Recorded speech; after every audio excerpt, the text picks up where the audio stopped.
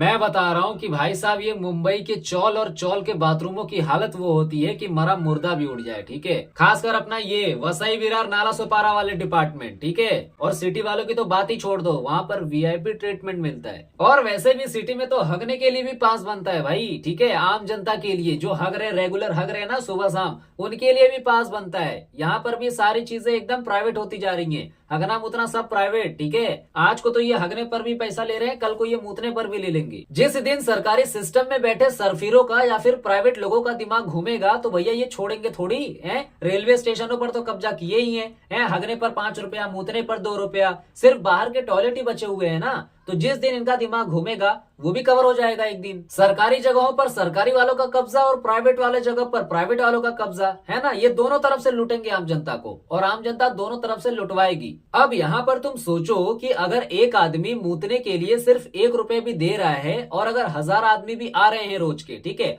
आदमी औरत बच्चे सब मिला के अगर 1000 आदमी भी आ रहे हैं तो 1000 रुपए तो ऐसे ही दिहाड़ी हो गई। और सोचो कि उस एरिया में पता नहीं कितने ही टॉयलेट होंगे। और सोचो अगर ये वसूली एक अखे राज्य पर लागू हो गया तब तो रोज का लाखों रुपया वसूल होगा भाई, है ना। अरे सॉरी, ये थोड़ा सरकारी हो गया। क्या बोलते हैं उसको, सर्विस पेमेंट, सर्विस पेमेंट। अब ठीक है, ठीक है, ये थोड़ा प्राइवेट प्रोफेशनल लग रहा है ना। अब तुम सोचो कि भाई जब ऐसे जगहों से लाखों करोड़ों रुपए निकल सकते हैं तो हमारे भारत की सरकार और ये प्राइवेट लोकल माफिया लोग ऐसे ही शांत रहेंगे? ये अपना तिकड़म वाला दिमाग नहीं लगाएंगे? एक तो हम लुटेरे हैं ही, मार्केट में नाम हमारा वैसे ही खराब है। क्यों? क्योंकि हम इन्हीं चीजों में तो आगे रहते हैं, लूटपाट के मामले में। हम तो अपना 1 रुपए भी कहीं नहीं छोड़ते, ये करोड़ों रुपए कहां से छोड़ देंगे भाई, कैसे छोड़ देंगे? ये आइडिया सिर्फ वसूली करने वालों के दिमाग में आना बाकी है। जिस दिन इनका दिमाग घूमेगा ना तो उस दिन तुम्हारे सारे खर्चों में से 1 रुपया और निकलने लगेगा। ठीक है, बाहर मूतने के लिए। ठीक है, अब ऐसा नहीं है कि ये कहीं अप्लाई नहीं हुआ, नहीं भाई, अप्लाई होना चालू हो गया, आधा इंडिया कवर भी हो चुका है। ठीक है, अब ऐसा नहीं है कि जो वसूलीकार हैं वो वसूल नहीं रहे, नहीं भाई, बहुत सी जगह अप्लाई हो चुका है, लेकिन सभी जगहों पर नहीं हुआ है, अभी बाकी है। और ये वसूली सिटी एरिया में होगी। क्यों? क्योंकि गांव के लोग थोड़ी मूतने के लिए पैसा देंगे। ठीक है, गांव के लोग मूतने के लिए पैसा नहीं देंगे, पागल हो क्या? गांव के लोग मूतने के लिए थोड़ी पैसा देंगे यार। जब ऐसा होने लगेगा तो भैया उनका तो दिल ही बाहर आ जाएगा कि मूतने के लिए पैसा कौन लेता है भाई।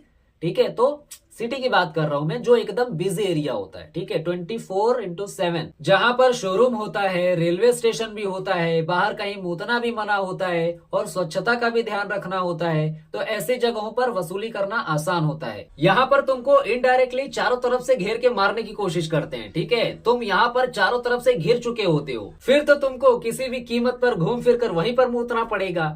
लेकिन अगर सह सकते हो, कंट्रोल कर सकते हो, तो फिर अपने पेट के थैले में भरकर लेके जाना घर पे, वहां कर लेना, क्या दिक्कत है। तो हमारे यहाँ के बाथरूमों की हालत वो है कि गांव से आए एक नए बंदे का कुछ दिन तक हगवास ही नहीं निकलता भैया, वो सदमे में चले जाता है, उसको कुछ समझ में ही नहीं आता। हफ्ता भर उनको यही सोचने में निकल जाता है कि क्या जिंदगी भर मुझे यही रहकर कमाई करना होगा। न तो पानी की सुविधा, न तो बाथरूम की सुविधा, न तो साफ सुथरा एरिया, गटर जैसा एरिया पड़ा है भाई। ठीक है, और भाई साहब मुंबई के बाथरूमों का सिस्टम ये है कि तुम समय पर हग भी नहीं सकते भाई। ठीक है, गाँव के लोग कहाँ अपने अपने खेतों में आधे आधे घंटे भर तक बैठते हैं, लेकिन यहाँ पर इनको 5 मिनट में अपना सारा काम निपटाना होता है। 5 मिनट में से 3 मिनट में हगना और 2 मिनट में कपड़े पहनकर बाथरूम से बाहर निकलना। ठीक है, यहाँ पर इनको समय की असली कीमत पता चलती है।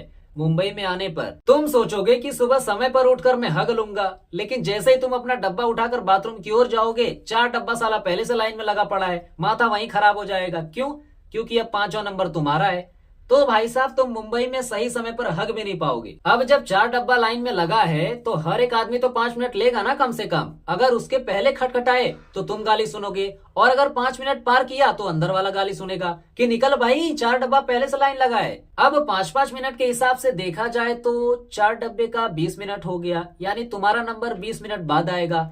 अब नंबर आते आते भैया तुम्हारा प्रेशर भी कम हो जाएगा भाई। 20 मिनट तक इंतजार करते करते तुम्हारा हगवास भी बंद हो जाएगा। फिर जब 20 मिनट बाद तुम्हारा नंबर आएगा तब होगी तुम्हारी एंट्री, लेकिन तुम्हारा प्रेशर तो कम हो गया ना।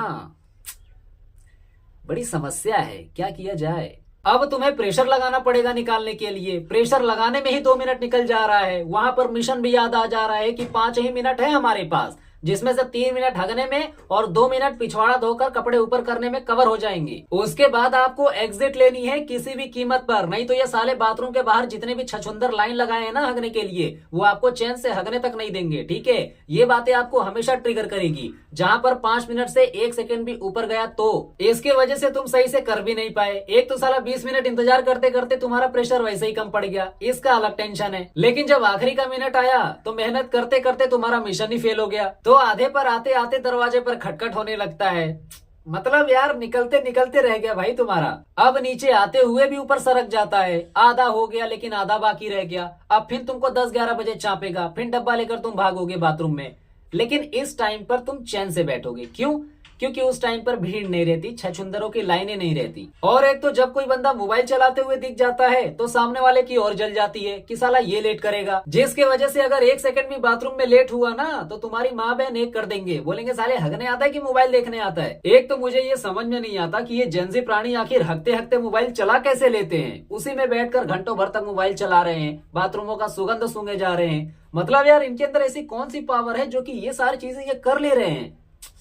अरे बाप रे बाप, इन कर्म कांड में इनकी जिंदगी इतनी नॉर्मल हो गई है कि बाथरूम है क्या इनको फर्क ही नहीं पड़ रहा है भाई, कुछ हो ही नहीं रहा है, समझ में नहीं आ रहा है इनको। ठीक है, घंटों घंटों तक ये मोबाइल चला रहे बाथरूम में, सुगंध सूंघे जा रहे हैं, जब तक कोई तीसरा आदमी आके खटखट ना कर दे दरवाजे पर। तुम भाई साहब मुंबई में समय पर हग भी नहीं पाओगे। मुंबई में समय पर हगना भी एक बहुत बड़ा मिशन है भाई। हाँ सच में, झूठ नहीं बोल रहा मैं। ठीक है, अगर तुमको समय पर हगना है ना तो या तो तुम सुबह के 5 बजे आओ या फिर 10 बजे के बाद आओ, तब बैठो घंटा भर तक आराम से। ठीक है, आधा मुंबई सुधर गया लेकिन साला हमारा एरिया रह गया। और हमारे यहाँ के बाथरूमों की हालत तो ये है कि मुश्किल से 10 बाथरूम है सिर्फ 600 की आबादी में, जिसमें से 5 महिलाओं के लिए और 5 जेंट्स के लिए। ठीक है, अब इसमें भी 600 में से करीबन 200-250 महिलाएं होंगी और बाकी के 300-350 आदमी होंगे, जिसमें से 100 लोग तो जंगल में ही निपटा देते हैं। लेकिन अभी भी 250 आदमी रह गए, वो कहाँ जाएंगे? बाथरूम में। अब अगर हमारे यहाँ पर 5 बाथरूम है जिसमें कि एक बाथरूम हमेशा बंद रहता है, सिर्फ 4 ही चलता है। ठीक है,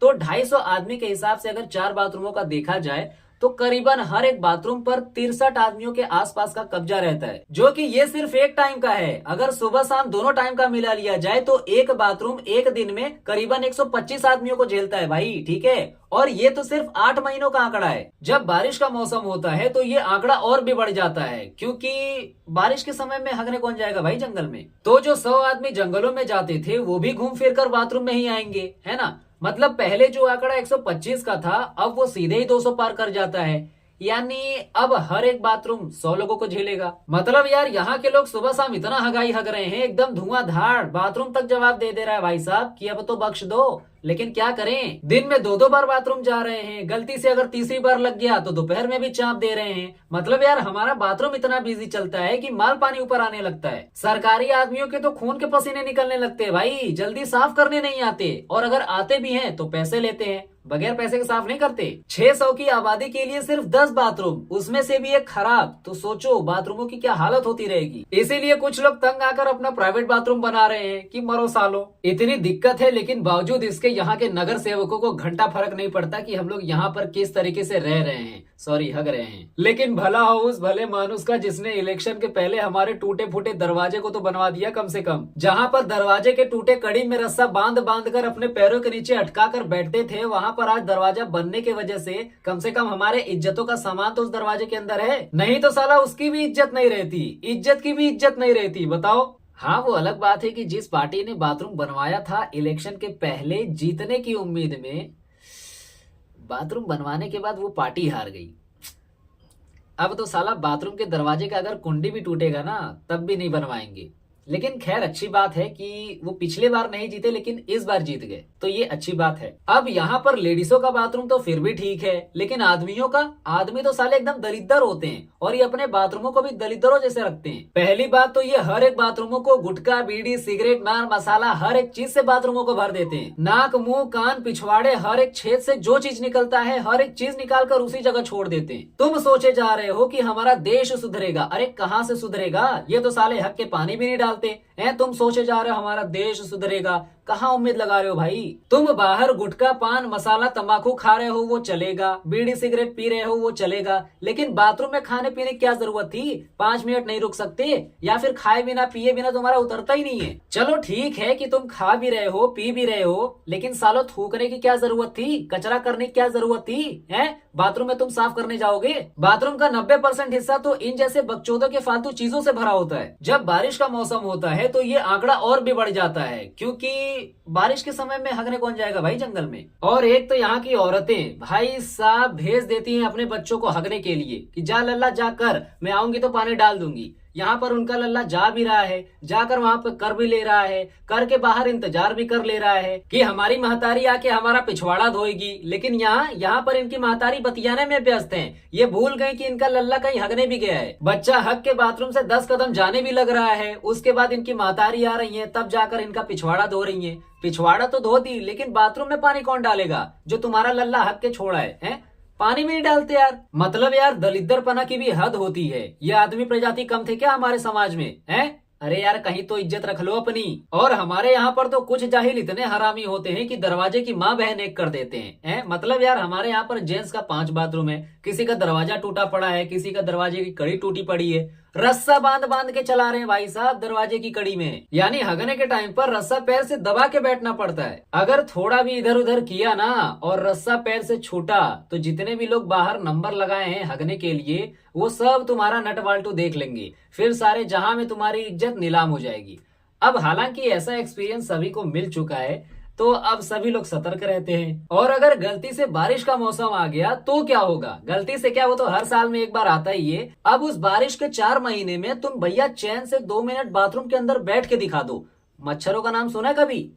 जब तुम बाथरूम के अंदर घुसोगे तो तुम्हारे साथ दर्जनों मच्छर घुसेंगे, और जब बारिश के मौसम में तुम बाथरूम में बैठोगे तब सारे के सारे मच्छर तुम्हारे पिछवाड़े पर ऐसा वार करेंगे कि लगेगा कि बहुत खतरनाक युद्ध चल रहा है। ब्रह्मास्त्र, सुदर्शन चक्र, तीर धनुष, गोला बारूद सब चल रहा है। द्वापर युग, त्रेता युग, कल युग, इन सारे युगों के हथियार एक ही बार में चल रहे हैं। कोई इधर से चौंक रहा है तो कोई उधर से चौंक रहा है। भाई साहब उन 2 मिनट में तुम्हारी हालत इतनी खराब हो जाएगी कि वो दिन तुमको जिंदगी भर याद रहेगा। ये तो हो गया बाथरूम करने के समय का युद्ध, जहां पर तुम थोड़ा बहुत हाथ पैर मार भी सकते थे। सिर्फ हाथ पैर नहीं, क्योंकि पैर से तो तुमने दरवाजे का रस्सा दबा के रखा है ना।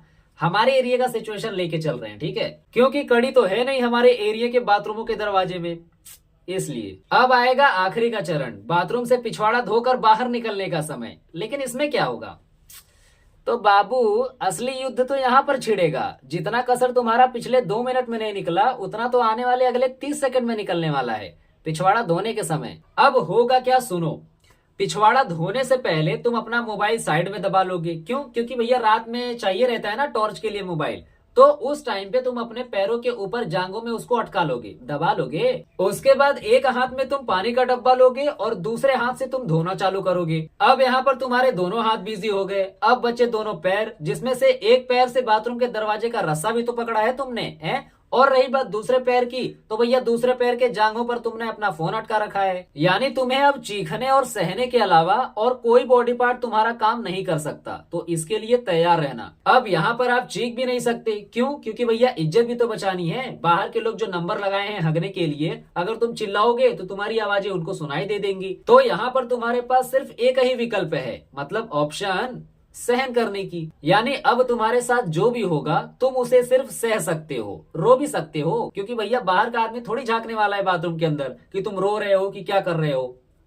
तो यहाँ पर शुरू होता है खेल। तुम धोना चालू किए, एक हाथ से पानी गिरा रहे हो तो दूसरे हाथ से धो रहे हो। ठीक इसी टाइम पर मच्छरों के समूह का ब्रह्मास्त्र, सुदर्शन चक्र, तीर धनुष, परमाणु बम सब तुम्हारे ऊपर छूटता है।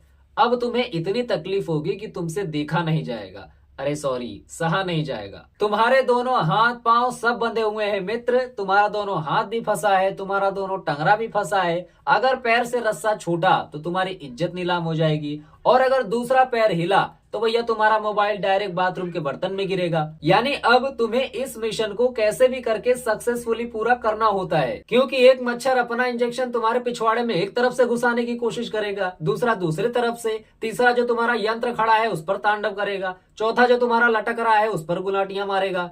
2 लटकते हैं ना, तो दोनों पर कब्जा होगा। मतलब देखा जाए तो तुम्हारी जान नीचे के सिर्फ कुछ हिस्सों में अटकी हुई है ना? यानी तुम्हारी जान अंदर से भी जा रही है और बाहर से तो जा ही रही है। और मच्छरों का मिशन भी अटका हुआ है, उनको भी अपना मिशन कैसे भी करके पूरा करना है, उनके ऊपर भी खून चूसने का बहुत प्रेशर है। उसके बाद जब आप धोकर बाहर निकलते हैं तो आपके साथ दर्जनों मच्छर भन भन भन भन भन भन भन भन मच्छर इफेक्ट के साथ में निकलते हैं, तब जाकर आपको शांति मिलती है। और उन मच्छरों को भी बोलो ओम नमः शिवाय। है बहुत बड़ा काम करके आए, बहुत बड़ा युद्ध लड़ के आए हम, है ना, पिछले 2.5 मिनट में। तब जाकर तुम चैन से सांस ले पाते हो, तब जाकर तुम्हारा मिशन पूरा होता है, और उन मच्छरों का भी। अब यहाँ पर तुम एक बार को सोचो कि अगर ऐसे इलाके में हमारा कोई रिश्तेदार आ जाए तो क्या होगा भाई? अगर मेहमान आ गए तो साला हमें शर्म आ जाएगा कि भाई क्या सोचेंगे, हैं इतना बड़ा गांव का महल छोड़ के इस गटर जैसे इलाके में रहते हैं। गांव में तो बड़ा परदेसी परदेसी होता था, लेकिन यहाँ अरे साला इससे बढ़िया तो गांव वाले जी रहे हैं। तो ये जितनी भी घटनाएं होती है ना, वो ज्यादातर गांवटी इलाकों में होती है, जैसे कि वसई विरार नालासोपारा वाले डिपार्टमेंट। ठीक है, क्यों?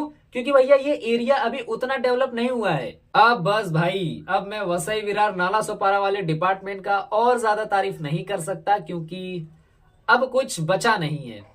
और हमारे एरियो में मच्छरों के साथ साथ कुत्तों की भी तादाद बहुत है भाई साहब। इतना हगाई हगते हैं कि ये पूरा एरिया इंसानों से ज्यादा साला कुत्तों का लगता है। तो भाई साहब, ये जो वसई विरार नालासोपारा वाला डिपार्टमेंट है ना, ये मुंबई का थोड़ा कमजोर हिस्सा है। ठीक है, तो अगर आप ऐसी जगहों पर रहते हैं तो थोड़ा संभल के रहना। ठीक है, क्योंकि यहाँ पर मच्छर कुत्ते गोजर उजर सब निकलते, सब जंगली इलाका है। ठीक है, पहाड़ी इलाका है, तो थोड़ा संभल के रहना। बाकी हमारा वीडियो यहाँ पर एंड होता है, फिर मिलते हैं हम नेक्स्ट वीडियो में। तब तक आप हंसते रहिए, खेलते रहिए और मुस्कुराते रहिए।